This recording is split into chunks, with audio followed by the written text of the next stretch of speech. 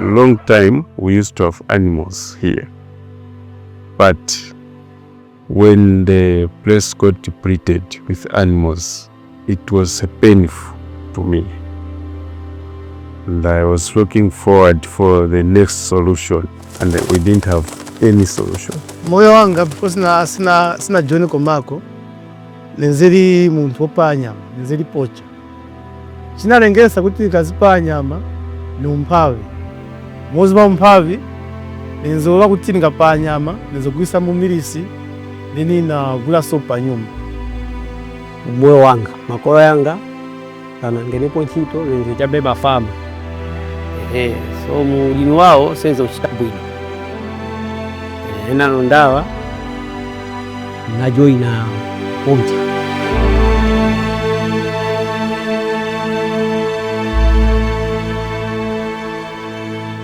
The major cause for poaching in the land was food security and the income generating activity. So these people, they didn't have income generating activities, and at the same time they were killing animals so that maybe they can sell and then buy food. Month nizopa nyama more than 14 to 16. Mwezi wa nyama hizo mwenzeli manjati, maimpala, makudu na mawatoko. Pamela nalwitsa poaching ine. Yamba tunyama tungono tumpala. So nalwana tumpala tandiza kanyama kanka nikangono kacha. Taendo kagulisa pesa tikabero that time taendo kugulisa pa 50 kwacha kamozi, so kana kaonse kampala 100 kwacha. Ya chepa tinamba mabufalo naona kuti hivi vinyama manje kugulisa vili bepi le pindu chambe minyanga. Zote tizakudu mlanzo kuti napanjo. Pano pamene mwanyona awe naye saku pa moyo wanga pa poaching.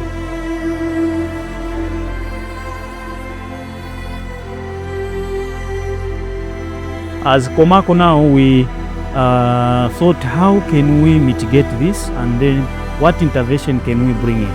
I remember those days. Now we had to sit down with the chiefs. We talked to the chief, and then the chief agreed the program that they can take off. So after mapocha ununga maningi nyama, ndiye pamene manje COMACO inabwera na kuyamba kuthandizira. Kuthandizira kwa COMACO kunapezeka kuti bankhala pansi na community na kuphunzitsana nawo kuti tingachite bwanji kuti nyama ziyambooneka kuno. Nambe yakoli wa COMACO after wachoka kutrain kwa kazini. Nzanga amene nzo poaching nao. After wa train kuja, wanabwera wanishimikira kuti woi chichabe kusiya ngozi ukapitiliza kazaka kumanga za ugwira zasiya wana na wakazi wazambuvutika. Now, because we have surrendered these things, we have given them 4 bags as a starter by 50 kgs as food security. Because now it's food secure, there are certain other interventions which came in.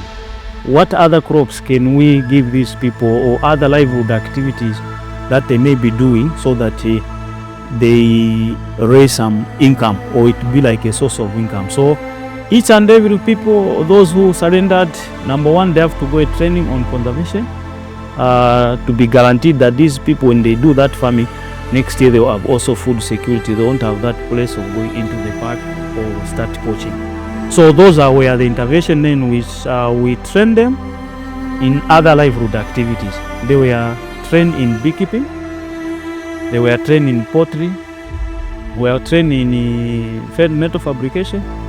COMACO after na surrender nafunza kuma skills carpentry, koma tumipando tumatebo amene ni nenzo senze paka manja kankanisa za kustoa. Ba COMACO anampunzisa nshito wanu anapasikio yosunga njuchi ulimi wa gampani kwa sinta. Lero nalipasa mapunziro ya blasting. Ndiye ubino wa COMACO na pesa. We picked some of those transformed poachers and then we trained them into chill blasting.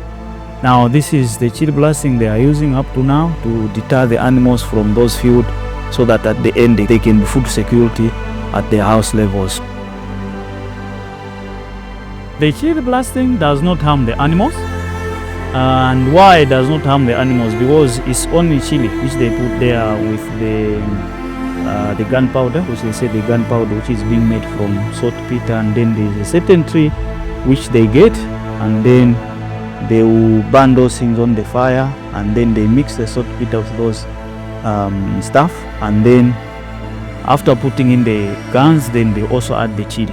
Why the chili? We just want that chili to choke the elephant so that it does not harm animals. With the presence of COMACO in our chiefdom, it has helped our community to start getting in shape.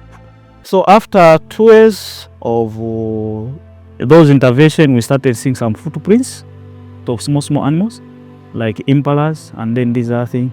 Then from there, 2-3 years later, I think the population started increasing to a point that now, if you can move from this place just some few meters, not even a kilometer, you'll be able to see a lot of animals like even in buffaloes.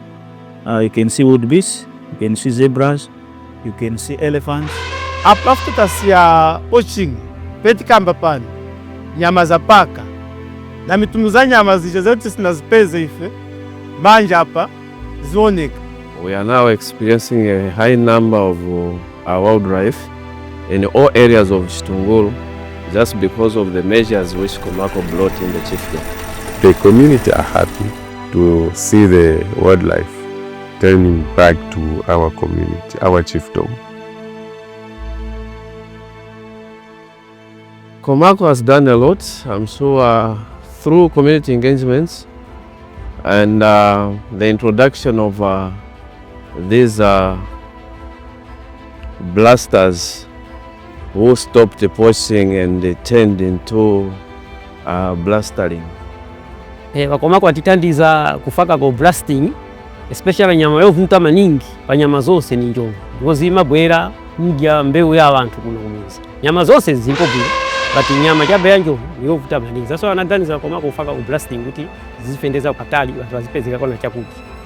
Looking on the wildlife population in this area, I think we have achieved our goal because that was the greatest goal we had, so that we have to see some elephants in this place, we have to see some buffaloes, we have to see, I think the goal has been achieved because those are the things that we're expecting, meaning that our vision has been met. After being taught and educated by COMACO the goodness of wildlife and the nature as a whole, yes, so people have come to understand the term conservation, and the people are ready to conserve because of what they are seeing now through COMACO.